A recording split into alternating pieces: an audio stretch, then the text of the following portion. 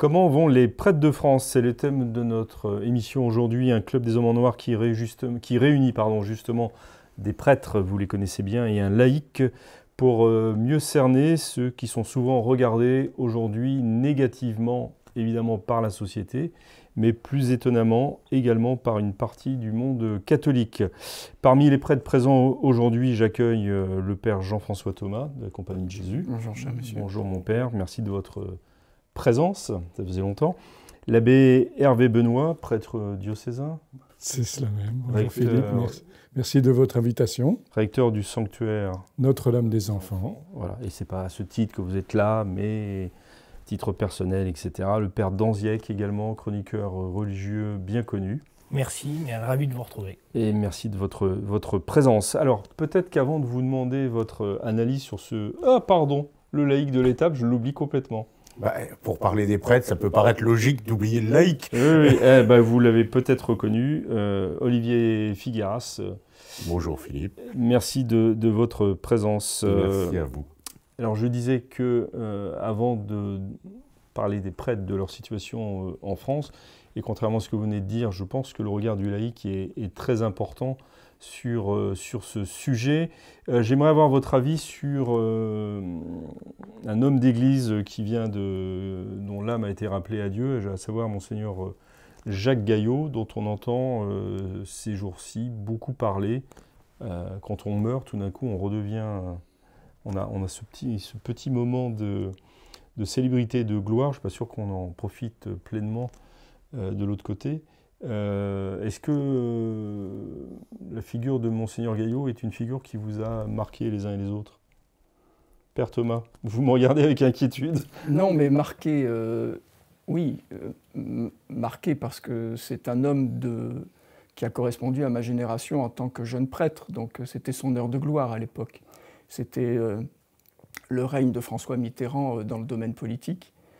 Et donc c'était des heures aussi très compliquées pour l'Église en France, avec un épiscopat qui n'avait pas été encore en partie renouvelé, qui commençait à l'être un tout petit peu, sous le pontificat de Jean-Paul II.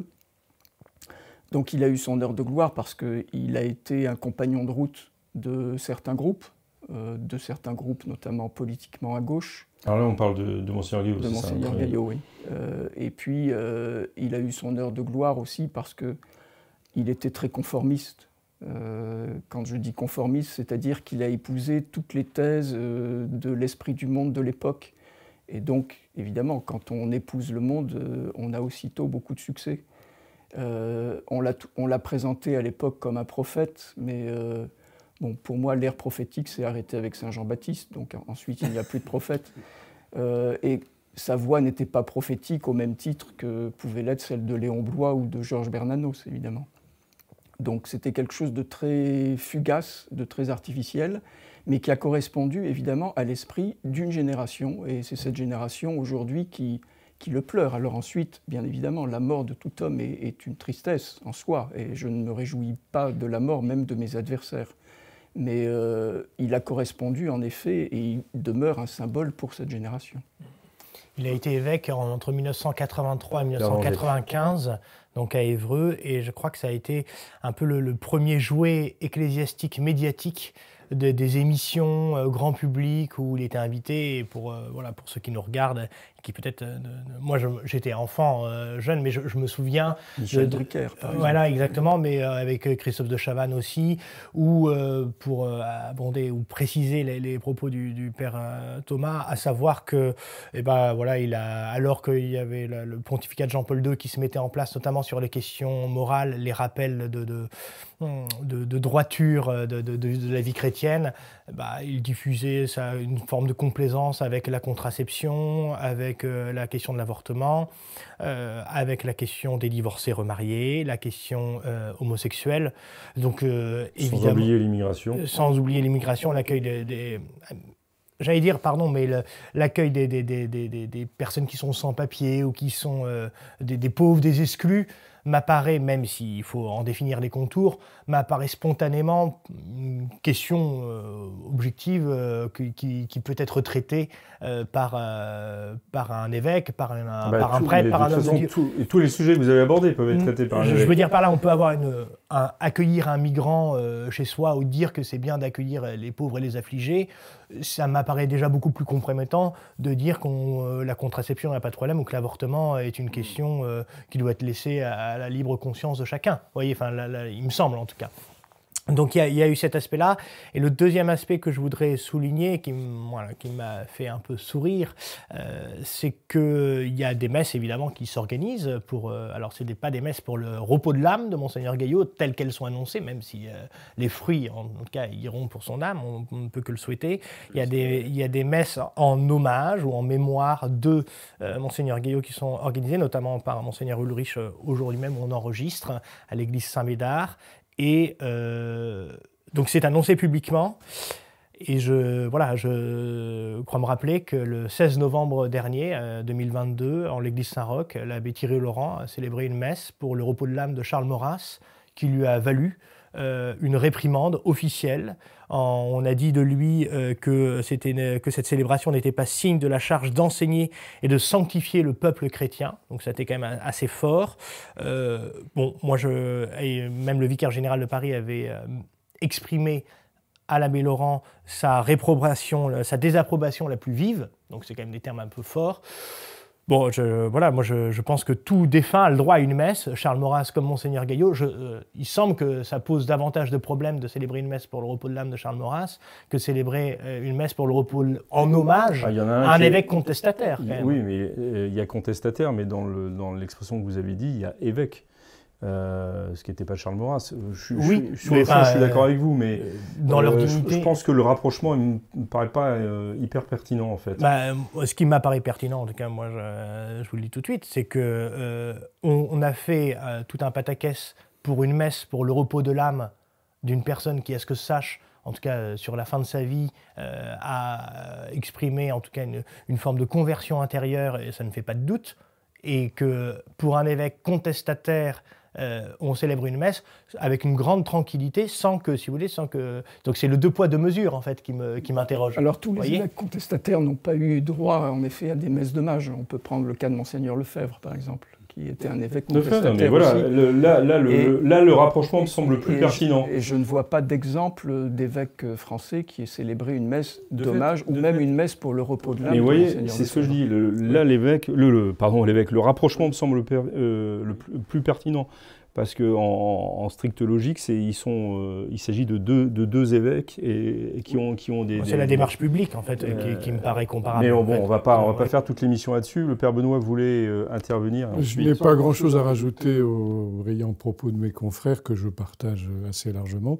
Je voudrais rajouter deux choses sur cette génération, sur le caractère que signalait le Père Thomas de représentativité d'une génération.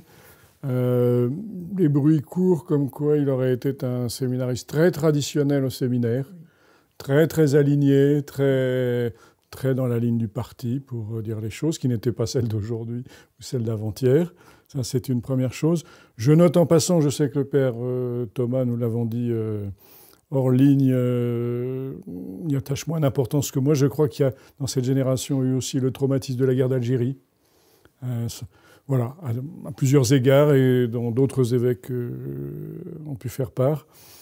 Et puis, je pense, alors ça c'est une chose qui me vient comme ça, je ne sais pas si c'est pertinent, mais il me semble que dans le monde médiatique, dans la logique du monde médiatique, je me demande si Monseigneur Gaillot n'a pas été utilisé comme opposant médiatique à une autre figure beaucoup plus intéressante et beaucoup plus dans la défense de la doctrine, qui est le cardinal Lustiger, tout simplement, qui avait un grand succès médiatique, un grand succès d'audience. Et je me demande si on n'a pas essayé de fabriquer avec Monseigneur Gaillot une sorte d'opposant pour lui faire du tort, le mettre moins, Monseigneur Lustiger moins en lumière. Je me demande. Voilà, c'était quelques petites remarques en passant sur un personnage dont je pense... l'histoire de l'Église ne gardera pas grand souvenir. Olivier Figard, vous voulez rebondir sur Maurras tout à l'heure. Oui, juste pour considérer Juste pour considérer que je comprends ce que dit le père Danziec, dans la mesure où c'est une vision extérieure à la question catholique. Aujourd'hui, une messe pour qui que ce soit de décédé, c'est forcément un hommage, et pas le repos de l'âme n'a guère d'importance dans ce... J'allais dire, pas pour nous et pas dans la question de la messe, mais dans l'annonce médiatique. Oui, bien sûr. Ça n'a jamais, ça ne compte pas, quoi. On célèbre une messe pour quelqu'un de bien qui est quasiment à la première place dans la messe, alors qu'il devrait être en train d'implorer pour ce qu'il a peut-être été. Moi, Monseigneur Gaillot, en fait, il était jeune évêque quand j'étais jeune journaliste. Le pendant n'est pas non plus très important, mais ce qui m'a étonné, c'est que moi, je suis devenu journaliste comme journaliste politique, et que après, je me suis intéressé aux questions religieuses, mais dans ces questions politiques, ben, je croisais toujours Monseigneur Gaillot, y compris physiquement dans certaines manifestations, et c'est une chose à laquelle je ne m'attendais pas du tout, parce qu'en fait, c'est le début des années 80, c'est le début de la médiatisation à outrance, bien sûr pas avec la débauche de moyens que nous connaissons aujourd'hui, mais c'est une nouvelle ère dans la médiatisation, et ça a sans doute été le premier coin dans l'Église de France, en tout cas, pour faire avancer certaines idées au goût du jour. Tout à fait, certainement avec l'abbé Pierre aussi, qui était une figure extrêmement médiatique. Voilà, mais au moins une génération avant. Une génération avant, oui, et dans les tribunes d'hommage qui sont parues en hommage à Monseigneur Gaillot, il est souligné qu'il a pris en quelque sorte médiatiquement le relais de l'abbé Pierre. Aucun de vous n'a rappelé, à mon étonnement, qu'il avait été relevé du siège d'Évreux par Jean-Paul II, vous l'avez laissé entendre, mais qu'il était devenu, ça avait beaucoup fait couler d'encre aussi, ça, évêque de Parthénien. Donc, évêché qui n'existe plus. Oui, partibus, mais qui était surtout médiatique finalement. Voilà, une fois de plus. Il était allé prendre possession de son diocèse, je me souviens. Oui, et il avait constitué, comme il y a des paroisses personnelles, il avait constitué autour de lui, avec un certain nombre de relais, une sorte de diocèse personnel, de prélature personnelle. De prélature personnelle. Alors, autre aspect que vous n'avez pas souligné, c'est, il se trouve que moi j'étais dans le diocèse d'Évreux sous le règne de Monseigneur Gaillot, donc j'en ai un souvenir de terrain. C'est aussi un homme qui a énormément ordonné de diacres permanents et qui avait, semble-t-il, une vision d'une église où le sacerdoce tendrait à diminuer et serait remplacé.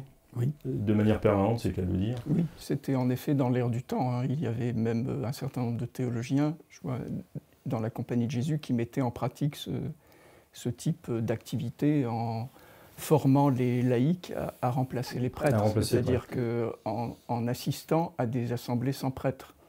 Et puis Monseigneur Gaillot aussi, c'est un aspect essentiel de son ministère épiscopal, a passé beaucoup de temps à voyager à travers le monde. Donc il s'est fait connaître dans le monde entier. Et en tant que tel, il a été une figure d'évêque à la pointe. Oui. Et qui portait la bonne parole. Et qui portait la bonne parole. Alors j'ai parlé pas tout à fait de manière innocente, je ne vous le cache pas, des diacres permanents, pour tenter la transition avec... Vous désirez être diacre permanent? Non, pas vraiment, non. Nous allons essayer dans ce chapitre presbytéral de discerner cela.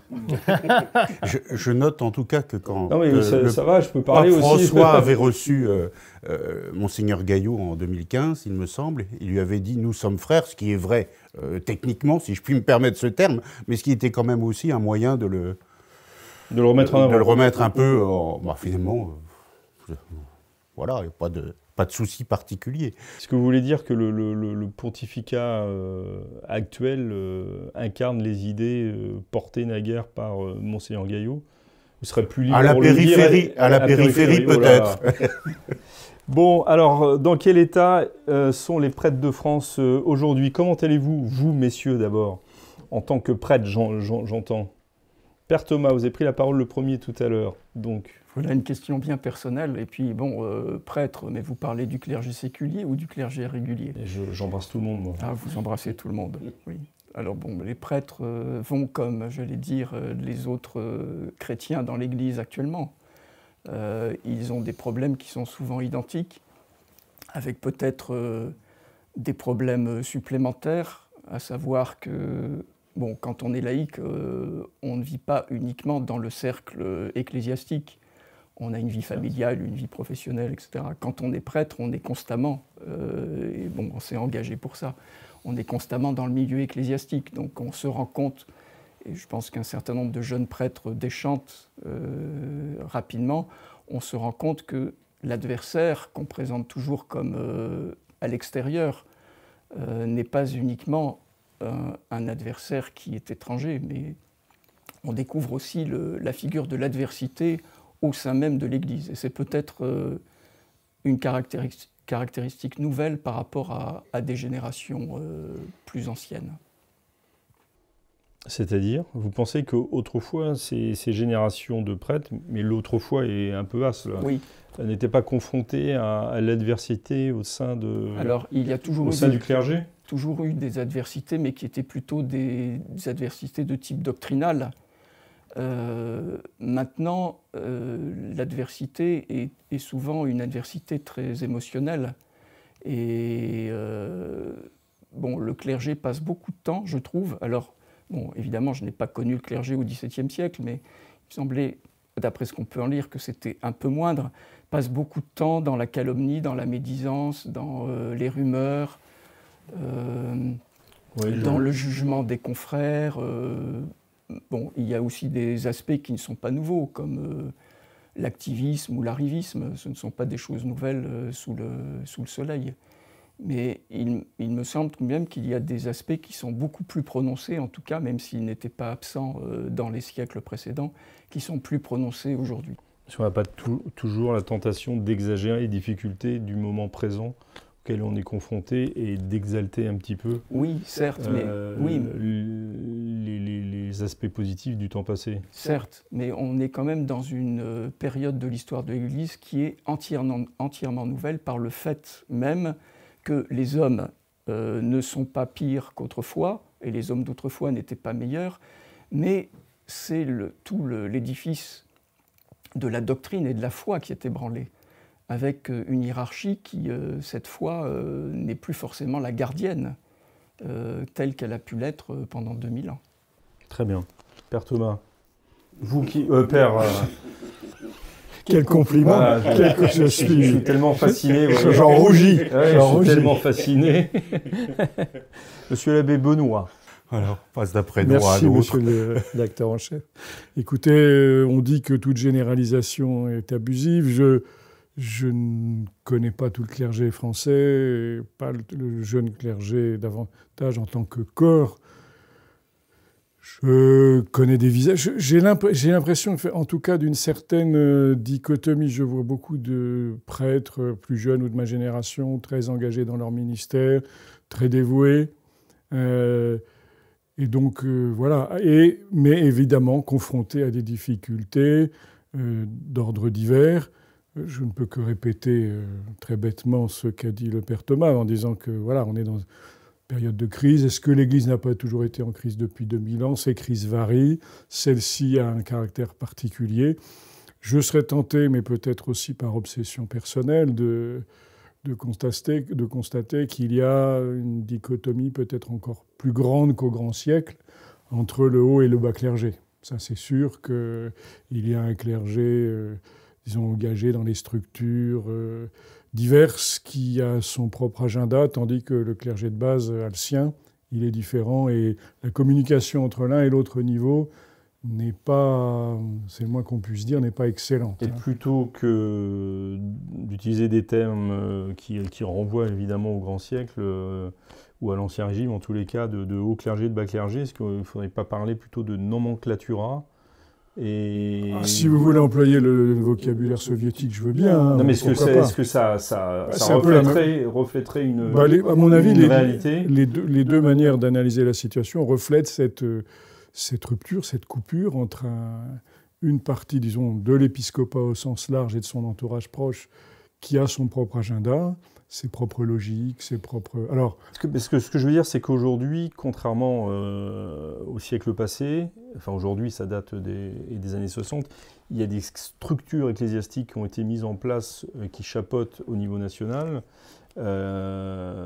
qui génèrent des fonctionnements, qui génèrent également des comportements au sein du clergé qui lui appartient. Je serais assez enclin à penser que le nombre du clergé dans les diocèses faisait que ces structures étaient déjà en germe et en petit, voilà, dans l'entourage de l'évêque, dans la cour épiscopale. Enfin voilà, il y avait de quoi faire déjà un lien entre les prêtres de base et puis toute une camarilla occupée de ses propres agendas, de ses propres priorités. Voilà, après, il y a des exceptions, il y a des choses... Voilà, et puis, il y a un grand éclatement aussi de la figure épiscopale, des diocèses, qui fait que c'est difficile d'avoir un avis général, mais on sent qu'il y a quand même...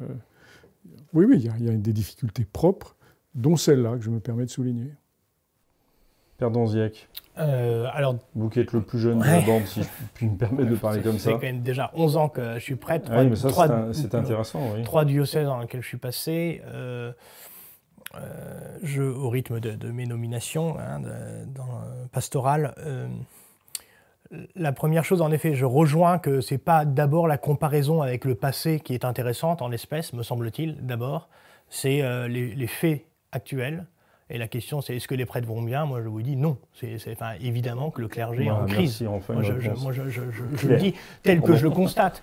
Il y a un réel manque d'épanouissement dans la vie sacerdotale, chez beaucoup de confrères, où je rejoins tout à fait ce qu'a dit le Père Thomas sur la question de la médisance, mais cela, à la limite, le curé d'Ars en parlait déjà, il disait déjà son dégoût des repas avec le clergé. Moi, je dirais, pardonnez les téléspectatrices et les auditrices, mais il y a un côté très féminin dans le clergé, fait de jalousie, de coterie, de cancan. On va avoir tous les problèmes possibles. Mais je le dis, voilà, parce que c'est très dans la comparaison. Il y a beaucoup de frustration aussi. Moi, je noterai 3 crises dans le clergé. Il y a une crise d'identité, une crise de responsabilité, une crise de représentativité. Je m'explique. La crise d'identité, c'est de mémoire la dernière catéchèse qu'a faite le dernier sermon ou enseignement qu'a donné le pape Benoît XVI, son dernier jeudi saint, donc en 2012. Il dit « Sommes-nous des hommes qui agissent à partir de Dieu et en communion avec Jésus-Christ ?» C'est une vraie question, et ça, c'est l'identité sacerdotale. Est-ce que les prêtres, aujourd'hui, ont conscience, à travers leur enseignement, à travers leur formation, d'être des représentants du Christ? Donc ça, je pense que c'est déjà aussi quelque chose qui est passablement attaqué par l'univers progressiste, mais aussi par la question du cléricalisme, etc. Presque la honte d'être... de se prévaloir d'être le médiateur de Dieu. Voilà. Qui êtes-vous pour être le médiateur de Dieu? Or, en fait, on a quand même été ordonné pour ça, voilà, parce qu'il n'y a que les mains sacerdotales qui peuvent faire descendre Jésus aussi sur l'autel. Ça, c'est comme ça, c'est une donnée de foi. Crise d'identité, donc les prêtres eux-mêmes ont du mal à se situer en tant que prêtres, à mon sens, tel que je peux le constater.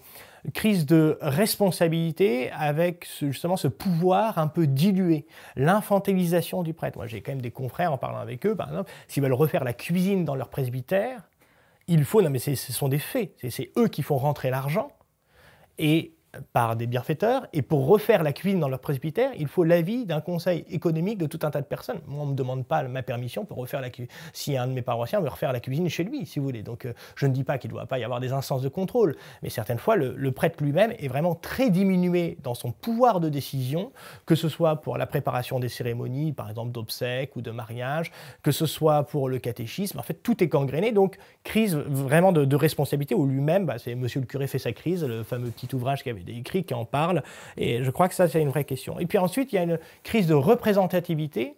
Qu'est-ce que c'est que le prêtre aujourd'hui dans la pensée, dans l'univers public? Voilà. De quelle manière le prêtre est-il appréhendé? On le voit dans les films. Qu'est-ce que c'est que le prêtre? Soit il est nié, soit c'est un homo refoulé. Voilà, on le voit dans Qu'est-ce qu'on a fait au bon Dieu. C'est un pervers sexuel de toute oui, façon. Ou à une sorte de... Oui, mais enfin, quelqu'un de déréglé, si vous voulez, de curieux, mais plutôt de méprisable. Or, autrefois, et c'est là où peut-être il y a une comparaison avec le passé, autrefois la figure du prêtre dans la pensée commune. Vous prenez Monseigneur Myriel, Victor Hugo, Les Misérables. C'est le bienfaiteur de Jean Valjean, avec ses 2 chandeliers d'argent. Jean Valjean lui dérobe un chandelier, il se fait arrêter par la maréchaussée. Et qu'est-ce que fait Monseigneur Myriel? Il dit « Vous avez oublié le 2e, pour l'innocenté ». C'est le curé Chélan, le bienfaiteur de Julien Sorel, même plus proche de nous. C'est l'abbé Pierre, ce prêtre en soutane, le bienfaiteur des gens au moment de l'hiver 54, qui aide les populations défavorisées. Donc il y a, si vous voulez, dans l'image d'Épinal du prêtre, pendant longtemps, ça a été l'homme de compassion, l'homme de confiance. En règle générale, c'était ça. Aujourd'hui, un prêtre, c'est d'abord un être suspicieux, un possible abuseur, un potentiel prédateur. Et ça, je crois que c'est dans cette représentativité, il faut être un peu courageux, il faut être un peu solide quand on est prêtre aujourd'hui pour assumer son sacerdoce d'une façon publique. Et cette crise de représentativité, ajouter à cette crise d'identité, ajouter à cette crise de responsabilité, fait que le clergé n'est pas forcément toujours à son aise. Alors à la grâce, moi, à titre personnel, vous voyez votre question, est-ce que je suis heureux d'être prêtre? Je vais vous dire, ça dépend des jours. Il y a des jours c'est plus difficile que d'autres. Il y a des, je ne vais pas vous dire, et je n'aime pas trop, j'avoue aussi, et après je laisse la parole, je n'aime pas trop cette idée qui consiste à dire que dès qu'on dit à un prêtre qui doit témoigner à une vidéo diocésaine ou voilà, publiquement, ah oui, je suis très heureux dans mon sacerdoce, je suis très épanoui, je suis marié avec la Sainte Vierge, etc. C'est magnifique. Non, en fait, c'est difficile, certainement, d'être célibataire, c'est difficile d'être seul, c'est difficile de ne pas être considéré, c'est difficile de ne pas être aimé, c'est difficile de ne pas avoir d'argent, etc., etc. Tout ça, c'est des sujets auxquels le prêtre est confronté, et la formation sacerdotale, idéalement, doit amener le candidat au sacerdoce et ensuite le prêtre dans sa fonction à assumer ses difficultés, comme des jeunes fiancés qu'on prépare au mariage, à assumer les difficultés de la vie conjugale. Pas que les difficultés, aussi les joies, mais aussi les difficultés. Voilà. Merci. Olivier Figueras. Alors moi, vous l'aurez noté, je ne suis pas prêtre et je ne vois donc les choses que de l'extérieur. Pas de prophète et roi. Au titre de votre baptême, un petit peu quand même. Ah oui, ah oui, alors il y a la question du sacerdoce commun, évidemment, mais enfin bon, on va pas se lancer aujourd'hui. Ça serait un peu compliqué d'entrer dans ce débat. Il me semble qu'il y a, vu de l'extérieur, une fois de plus, plusieurs difficultés chez les prêtres. Moi, j'ai connu à peu près, disons, 3 générations de prêtres. Les premiers qui étaient des très vieux prêtres qui n'existent plus aujourd'hui, qui sont morts, qui avaient été ordonnés avant le concile et qui finalement s'étaient enfermés dans leur solution, qui souffraient éventuellement ou pas, selon les cas, de la situation qui commençait à naître, mais qui s'étaient enfermés dans leur solution, certains en abandonnant le sacerdoce, d'autres en s'enferrant dans leur position et en n'en bougeant pas. Et puis après, il y a la génération de ceux qui sont arrivés, qui sont aujourd'hui peut-être dans les plus modernes. J'ai été très surpris il y a quelque temps en allant à un enterrement en grande banlieue parisienne, de voir un vieux prêtre qui avait bien 70 ans, qui en était encore à un vieux prêtre pas régulier. Continuez. Il n'y a pas de vieux prêtre chez les réguliers. Les réguliers n'ont pas d'âge. Et qui continuait à célébrer la messe comme on avait pu en voir dans les années 70, avec une patronesse à côté, enfin bon, quelque chose dont je pensais que ça n'existait plus que dans les images d'archives. Et puis il y a les prêtres plus jeunes que moi finalement, qui se trouvent confrontés à 2 situations. La première, c'est que souvent, ils ont, contrairement aux générations précédentes, un problème avec l'Église enseignante. Il y a une espèce de défiance de plus en plus grande chez ces jeunes prêtres. C'est que l'Église enseignée regarde l'Église enseignante et dit « Mais qu'est-ce qu'il me raconte là ?» J'en croise très régulièrement lors de mariage, par exemple, ou quand je vais dans les... Et vous n'arrêtez pas de sortir, oui. Oui, je bouge beaucoup. Peut-être préciser ce que c'est l'Église enseignante, parce que l'Église enseignante, ce sont les papes et les évêques, et l'Église enseignée, ce sont le peuple des fidèles et les prêtres. Voilà. Et qui me disent, mais nous, on s'arrangeait très bien dans notre paroisse. Voilà, il y avait les demandes de messe en forme, je ne sais plus comment il faut dire d'ailleurs maintenant, mais enfin bon, à l'ancienne, voilà. on y répondait quand ça se présentait, et maintenant on ne sait plus. On ne sait plus, on ne comprend d'ailleurs pas ce qu'on nous raconte. Donc, et alors ces jeunes prêtres, la plupart du temps, la seule solution qu'ils trouvent pour ne pas trop souffrir de la crise, c'est de prendre des moyens un peu traditionnels. Alors chez certains, c'est d'employer un peu de latin dans l'échange, chez d'autres de porter la soutane, enfin de quelque chose qui leur permet de se raccrocher. C'est assez curieux. Et j'en rencontre assez souvent, et je trouve ça admirable d'une certaine façon, parce que je n'aimerais pas être traité comme ils le sont. Mais, et d'autres parmi leurs confrères dans la même génération qui n'arrivent pas à trouver de solution, et alors ils partent dans des travers, ils laissent tomber leur église, ils font tout et n'importe quoi, ça n'est pas forcément des problèmes sexuels. C'est intéressant ce que vous venez de dire, parce que c'est, pardon je vous coupe, mais c'est un peu l'objet d'un article récent de Jean-Marie Guénois dans le Figaro sur justement le malaise au sein des jeunes prêtres. Jean-Marie Guénois souligne justement, comme vient de le faire Olivier Figueras, la difficulté de ce clergé, en gros né sous Jean-Paul II, qui a grandi sous Jean-Paul II et Benoît XVI, qui a du mal aujourd'hui à se reconnaître dans l'enseignement pontifical actuel, mais pas simplement dans l'enseignement en fait. Plus peut-être dans le comportement ou dans la dénonciation qu'on a entendu beaucoup au début du pontificat de François, du cléricalisme, etc. Moi qui m'a toujours paru hors saison, enfin complètement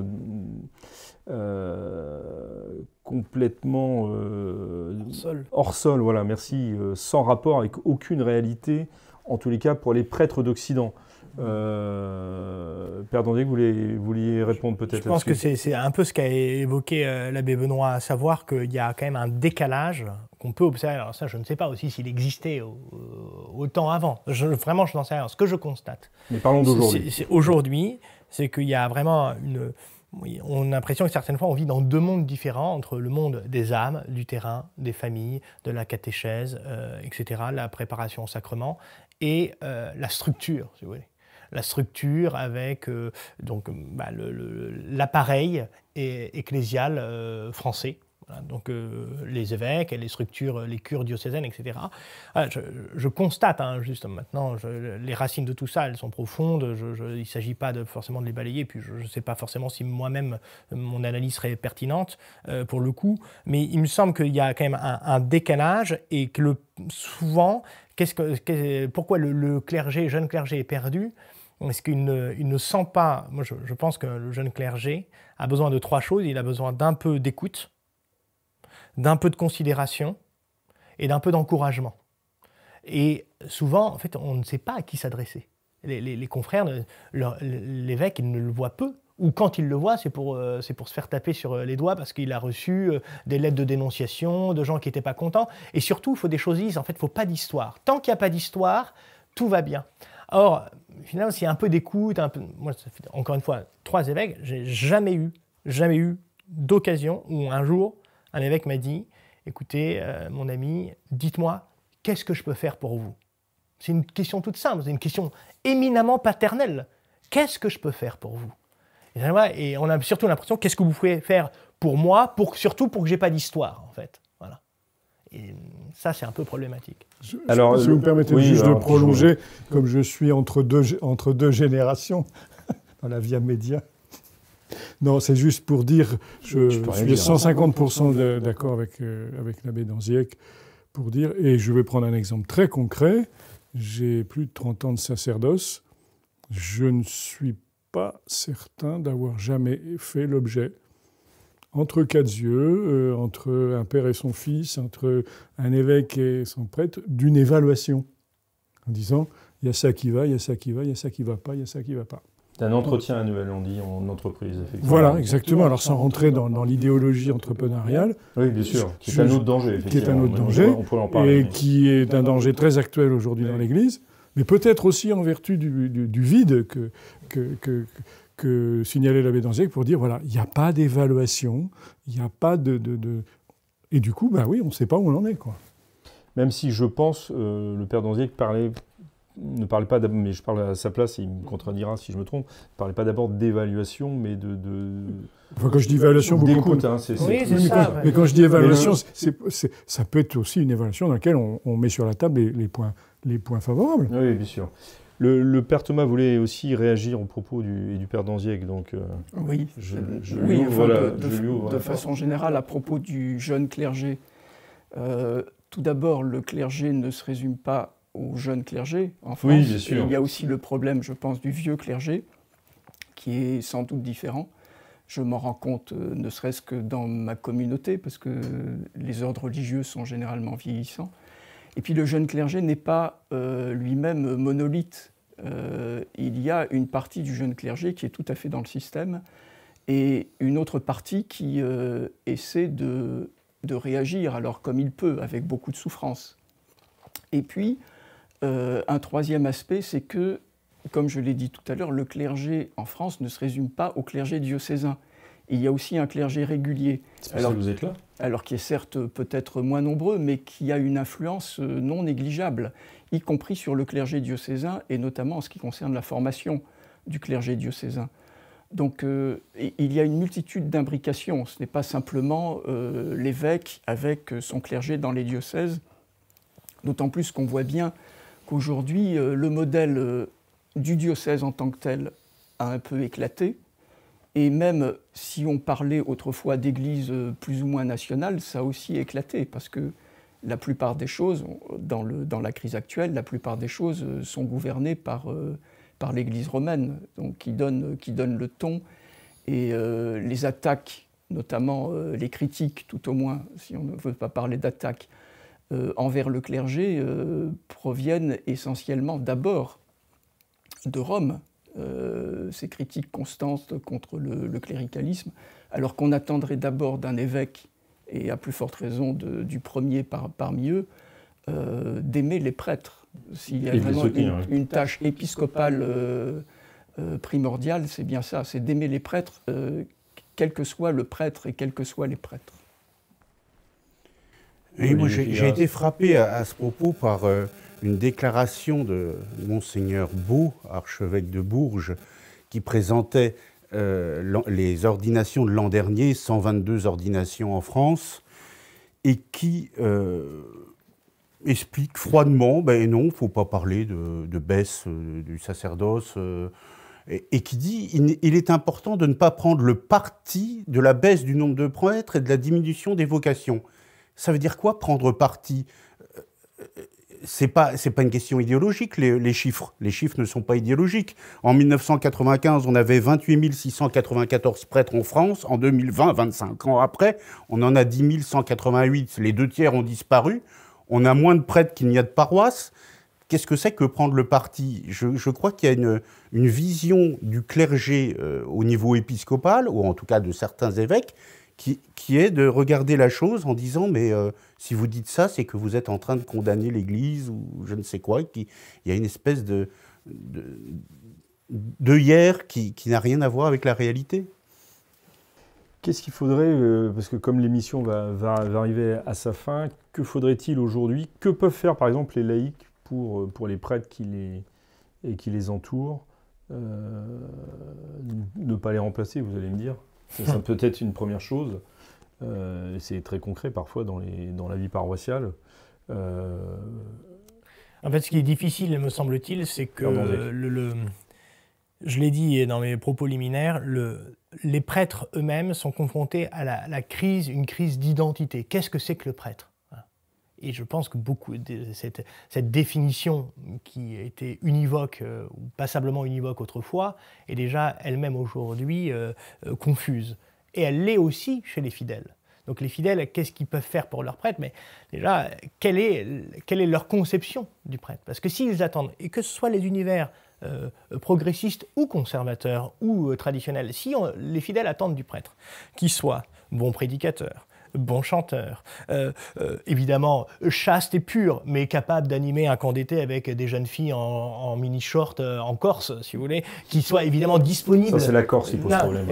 Qui soit disponible évidemment à toute heure pour les personnes âgées, et en même temps qui soit capable d'entendre les couples qui se déchirent ou qui traversent des difficultés. Vous comprenez? Il y a toujours un peu... Vous oubliez administrateur, organisateur, bricoleur, jardinier, etc. Il me semble que déjà, en fait, il faut redonner, pour aider les fidèles à aider leurs prêtres, il faut peut-être que les prêtres eux-mêmes expliquent aux fidèles, avec courage et conviction, ce qu'est le prêtre. Et vraiment, s'il y avait trois choses, j'ai déjà dit, il y a l'homme de compassion, ça on l'aura compris. Le prêtre, c'est aussi l'homme du culte, c'est l'homme de l'autel. Le cœur nucléaire de la vie du prêtre, c'est quand même la prière, l'offrande de la messe. C'est pas très avantageux, si vous voulez, j'utiliserai un autre adjectif c'est pas très sexy en soi dans la pensée d'aujourd'hui, de se dire qu'on est à l'autel, qu'on est au confessionnal, etc. Et pourtant, c'est là où de grandes choses se passent. C'est l'homme de la verticalité. Or aujourd'hui déjà, première confrontation pour le prêtre, on vit dans un monde où on rentre partout de plein pied, le monde de l'horizontalité. Et ensuite, le prêtre, c'est aussi l'homme du courage. Voilà. Le courage de la fidélité, le courage de la persévérance et le courage du temps long. Et je lisais l'interview que donnait Patrick Buisson au Point, et à l'occasion de son dernier livre Décadence, et on lui demandait quel est le conseil que vous donneriez à Emmanuel Macron aujourd'hui. Et il dit, je lui dirais, la première chose, de s'inscrire dans la liberté que donne le temps long. Or, aujourd'hui, c'est aussi une des difficultés auxquelles sont confrontés et les paroissiens et les fidèles, et les prêtres, pardon, c'est le déplacement des prêtres tous les 3 ans, tous les 6 ans. Et ça, c'est une vraie question, parce que comment le prêtre peut-il s'imposer, s'insérer dans un temps long, le seul qui est en mesure de lui donner la pleine liberté à son courage. Le courage du temps long, c'est de savoir que finalement, on sera jugé sur nos œuvres qu'on accomplit avec les permanences, avec le labourage des âmes, et ça réclame du temps. La terre des âmes réclame du temps, ça ne se fait pas en 3 ans, la conversion d'une paroisse. Le curé d'Ars en est l'exemple. Et donc, de ce point de vue-là, je pense que aider les fidèles à donner du courage aussi à leurs fidèles, à se laisser saisir par son ministère. Merci Père Danziac, même question et moins de temps. Désolé, je suis désolé. Hein. Et puis, place aux jeunes. Écoutez, j'ai rien d'autre à ajouter que... Non, simplement, il faut que chacun retourne effectivement aux sources, au Christ, à l'Esprit Saint, et c'est dans cette verticalité sans irréalisme et sans infantilisme, voilà, que le prêtre soit une figure de père sans que les fidèles ne soient des enfants infantilisés, etc. Enfin, il y a des tas de pistes, mais bon, voilà, alors je pense que tout simplement le retour, la radicalisation au sens de retrouver nos racines, les uns comme les autres, les uns au service des autres. Très bien, merci Monsieur l'abbé. Je vous en prie. Mon père. Alors, il me semble que tout prêtre devrait retrouver une vie ascétique intérieure, parce que c'est le seul moyen de tenir bon, justement. Sinon, le prêtre, c'est un homme, et il connaît les mêmes fragilités que les autres êtres humains, d'autant plus que les jeunes générations ont en amont des fragilités, alors pour le coup, qui n'existaient pas forcément autant par le passé. Donc s'il n'y a pas cette vie ascétique personnelle, le prêtre, nécessairement, il aura beau être mis sur un piédestal par ses fidèles, ou bien au contraire être considéré comme le copain, il ne pourra pas tenir bon. Donc dans le monde actuel, il faut cette vie ascétique. Très bien, merci Père Thomas. Olivier Figueras, je vous propose de conclure en peu de mots sur ce que vous attendez du prêtre aujourd'hui en tant que laïc. Eh oui, il faut se lancer. Sur ce que j'attends du prêtre, c'est qu'il le soit justement, et qu'il n'essaye pas d'essayer de répondre à des questions qui sont celles des laïcs dans le monde civil où il est, et où il n'attend pas le prêtre pour avoir des réponses. Ce qu'il faut, c'est que le prêtre réponde effectivement aux questions que se pose non pas l'homme du monde d'aujourd'hui, mais le fidèle qui vient à l'Église. Et c'est un peu ça ce qui manque souvent. C'est d'ailleurs assez paradoxal dans cette crise d'identité dont parlent ces messieurs autour du prêtre, de voir qu'il y a tellement de prêtres qui enfin ceux qui restent, qui trouvent que la vie est difficile, et tellement de gens dans le laïcat qui voudraient aller à leur place. C'est quand même quelque chose d'un peu... Personne n'est à sa place, finalement. Voilà, personne n'est au bon endroit. Bon, j'ai lu avec beaucoup d'intérêt l'homélie que Monseigneur Cordileone de San Francisco a faite au moment de la messe chrismale cette année, et où il a dit à ses prêtres, écoutez, le prêtre, c'est celui qui célèbre l'Eucharistie, c'est pas les fidèles qui viennent je ne sais pas quoi, et sans l'Eucharistie, nous ne sommes rien. Au moins, c'est un propos clair, et le fidèle peut s'y retrouver plutôt que d'essayer d'imaginer lui-même ce que le prêtre doit être. Merci beaucoup, messieurs, pour votre regard sur le sacerdoce aujourd'hui. Nous nous retrouvons la semaine prochaine pour une nouvelle émission avec un autre sujet, peut-être un peu en continuité ou en correspondance en tous les cas avec celui-ci. Merci beaucoup d'avoir suivi ce Club des Hommes en Noir. En attendant la semaine prochaine, que Dieu vous garde.